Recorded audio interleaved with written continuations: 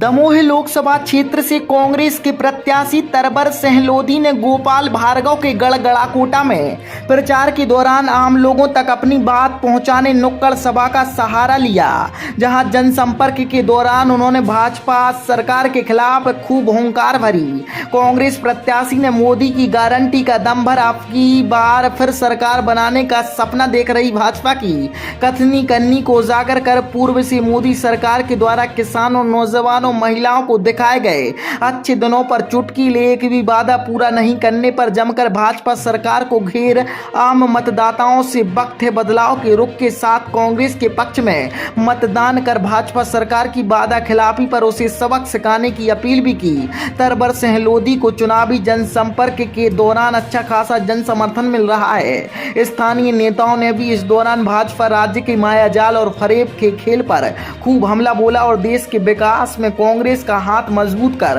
आम जनता से अपना आशीर्वाद देकर कांग्रेस के पक्ष में मतदान की गुजारिश की। तो सबसे पहले हम किसानों का कर्जा माफ करने का काम करेंगे। जैसे ही हमारी सरकार बनी, सबसे पहले किसानों का कर्जा माफ करना शुरू किया और ऐसे बहुत से किसान होंगे हमारे रहेली विधानसभा में जिनके 50-50 हजार तक के कर्जे माफ हुए होंगे। 5 साल सरकार चलती तो पूरे 2 लाख का कर्जा किसानों का माफ होता। लेकिन इन लोगों ने सोचा अगर इनकी 5 साल सरकार चल गई, कांग्रेस की 5 साल सरकार चल गई, किसानों का 2 लाख तक का कर्जा माफ हो गया तो आने वाली 2-3 पंचवर्षीय में भाजपा की दाल गलने वाली नहीं। और इन लोगों ने सरकार गिरा दी और सरकार गिराने में जो आज भारतीय जनता पार्टी का जो लोकसभा प्रत्याशी बना है उसने चंद पैसों के लिए कांग्रेस छोड़ के और भाजपा में गया और आज आपके सामने भाजपा का प्रत्याशी बन के आपके सामने वोट मांगने आ रहा है। मैं तो कहता हूं जिसने आपके सम्मान को ठेस पहुंचाई हो, जिसने आपकी मां समान जाति को ठेस पहुंचाने का काम किया हो, मैं तो कहता हूं कि हर घर में एक कारोज की डब्बी रख लो। जब ये व्यक्ति वोट मांगने आए तो चेहरे पे लगा देना। आप सभी का बहुत बहुत धन्यवाद। दिया डीएपी खाद की बोरी का रेट आपने 3 गुना बढ़ा दिया और मात्र गेहूं पे आपने 650 रुपए। ये समझने वाली बात है। आपने लागत तिगनी बढ़ाने का काम किया है और आज जो कृषि यंत्र है किसानों के लिए उन पर पहले टैक्स नहीं लगता था। आज जीएसटी के माध्यम से 12 से 18% जीएसटी कृषि यंत्रों पर ली जा रही है। मैं आप लोगों से निवेदन करना चाहता हूं कि मैं आपके बीच का, आपके एक परिवार के सदस्य की तरह हूं। बंडा और रहेली में कोई अंतर नहीं है। एक घर जैसा हमारी विधानसभाओं का संबंध है। आपको कभी भी मैं आप लोगों से वादा करता हूं, अगर आधी रात को भी मेरी जरूरत पड़ गई तो मैं आपके सहयोग के लिए खड़ा रहूंगा। मेरा बस यही निवेदन है। इन 35 वर्षों में जो भारतीय जनता पार्टी के सांसद बनते आ रहे हैं, आप लोगों ने तो अपना कर्तव्य वोट डालकर किया, लेकिन उनने अपने दायित्व का सही निर्वहन नहीं किया। इस बार मैं आप लोगों से निवेदन करता हूं, इस बार आप परिवर्तन करिए। मैं वादा करता हूं आप लोगों को इस बात का एहसास हो जाएगा कि सांसद कैसा होता है, एक जनसेवक कैसा होता है। आप कांग्रेस के लिए वोट करिए।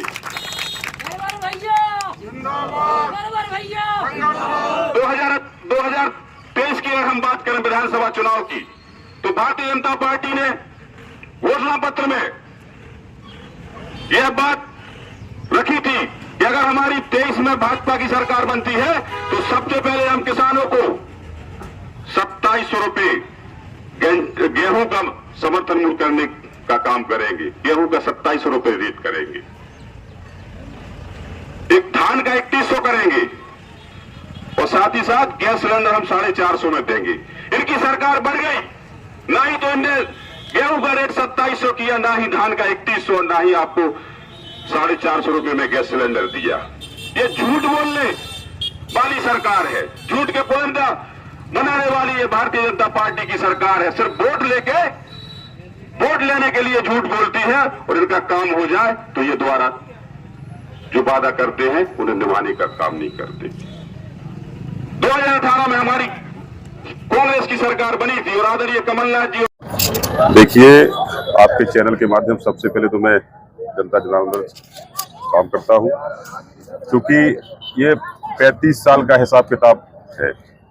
लगातार 35 वर्षों से हमारे दमोह लोकसभा क्षेत्र में भारतीय जनता पार्टी का सांसद बनता रहा है और यहाँ की जनता ने बनाया भी है।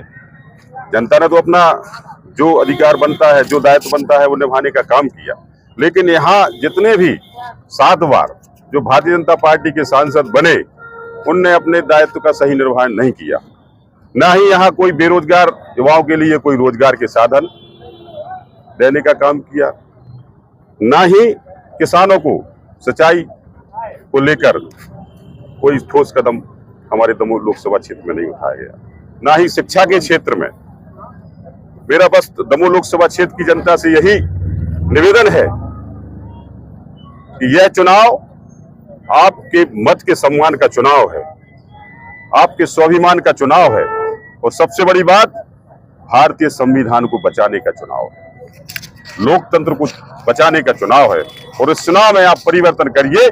इस बार एक गरीब किसान के बेटे को वोट देकर कांग्रेस को जिताने का काम करिए।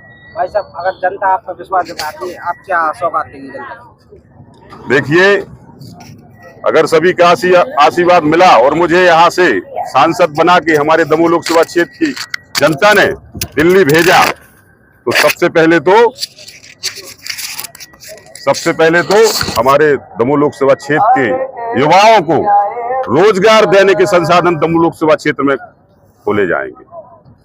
दूसरा, सबसे बड़ी बात यह भी है कि हमारे यहाँ के जो गरीब परिवार हैं, जो मजदूरी से अपना परिवार चलाते हैं, उन्हें मजदूरी के लिए कोई यहाँ साधन नहीं है।